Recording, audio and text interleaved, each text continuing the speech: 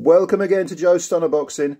Occasionally you'll get a fight and you'll look at the three judges' scorecards and you'll think, okay, they're sitting on opposite sides of the ring, but how do they arrive at such diverse scoring?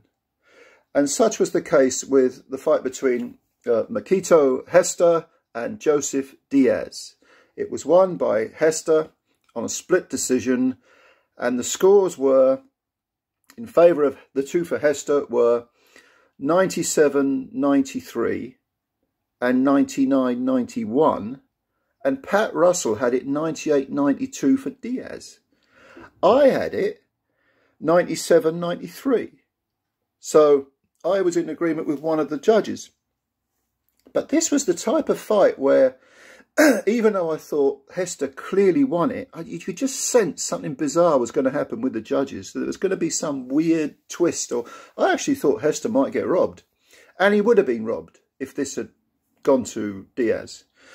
Because Gesta was by far the busier fighter. He used his feet extremely well, moved around the ring a lot, wasn't running, was constantly letting his punches go. I mean, the amount of punches that he threw, I mean, it was what, 8 to 1? And, you know, not all of them were landing. Some of them, Diaz was catching them on his gloves. But Diaz was moving forward, and he wasn't cutting off the ring successfully. He was, I don't know whether I'd say he was too slow. Oh, I suppose he was too slow. Or was it a case of Gesta just being too fast? I don't know. When he did throw punches, Diaz, clearly he had the heavier hands. He looked the more ominous, the more imposing figure. But Gesta wasn't that bothered. I don't think at any point was he hurt. The third round was a real thing of beauty because Gesta found himself trapped on the ropes. Or, I don't know, I say trapped, maybe he wanted to be there.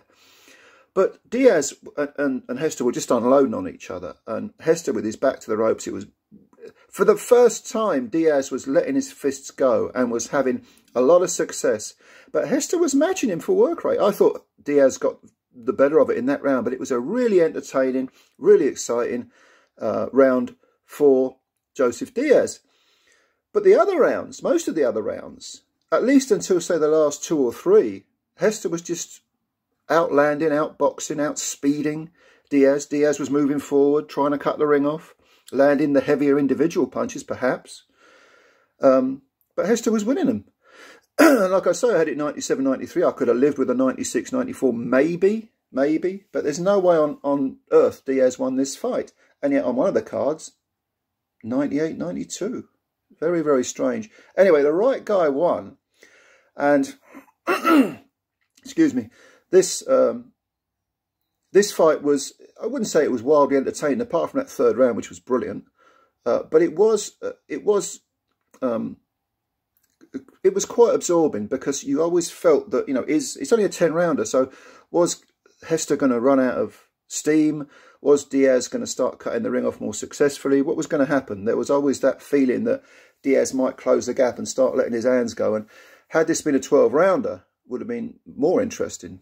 And Diaz, would he have, if he'd had another 2 rounds to get his work done? I mean, he was definitely, you know, narrowing the gap, so to speak. But no, I thought Gesta won this fight quite clearly by just using the ring, using his speed, using his skills. Very, very good performance by Gesta. Very good indeed. Gesta's 35 now. He's from the Philippines, southpaw stance. He moves to 34 wins with 17 KOs, 3 defeats. One of those was by stoppage, and that was back in 2019 to Juan Antonio Rodriguez.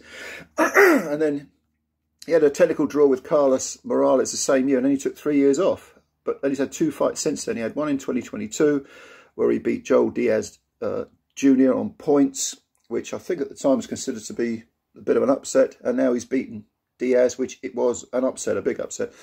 And, you know, in the past, if you go way, way back, I mean, he lost on points in 2012 to Miguel Vasquez. That was over 12 rounds. That was for the IBF lightweight title. So he's had his title shots before. And he also lost on points to Jorge Linares wide. And that was for the WBA lightweight title. So Gesta's been around the block, and all that experience, he's putting it together. He doesn't look in any way shot. He looks like a really, if anything, he looks like he's in his prime, even though he's 35. Diaz, this is a bad result for Diaz because this is 3 in a row he's lost now. He lost to Devin Haney in 2021. unanimous decision, comfortably lost. You know, Williams Zepeda, that was a unanimous decision in 2022, and now in 2023 he's lost a split to Gesta.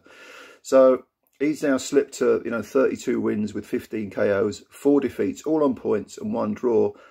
He's only 30, but you lose 3 on the bounce to good men, to really, really good men. He's got to come back now. And I just wonder whether this fight, which was at 140, I mean, I don't know really. He's the former IBF super featherweight champion. He beat Tevin Farmer back in 2020, and yet there he is up at 140. Maybe the weight's got something to do with it. I don't know. But he looks a little bit sluggish, and even though he seems to have his physical strength at 140, because he was in the clinches, when on the rare occasions he did get up close to Gesta, he was physically the more imposing, and did seem to have the heavier hands, or he hasn't got a big KO ratio. But yeah, I'd maybe go back down to lightweight. I don't know if he can make lightweight. I think he probably can. He should go back down maybe. But this was on Golden Boy's card from, I think it was from LA, California, I think it was. Yeah, it was in California. And it was on DAZN. Go and have a look at it. Good fight, not a great fight, but a good fight. But see what you think about the scoring, and see who you think won. Even the commentators were saying, oh, this could be close. I'm thinking, no, it's not close at all. No, Gesta's winning this. 98-92 to Diaz. What do some people watch? Maybe it is. If you sit one side of the ring, it can look like a totally different fight. I don't know. Have a look. Tell me what you think. Leave your comments below. If you're new to the channel, please subscribe. Pretty pleased with sugar on top. Go on, pretty please. Like the video as well if you liked it. Thanks for your time. Take care. Speak soon. Bye for now.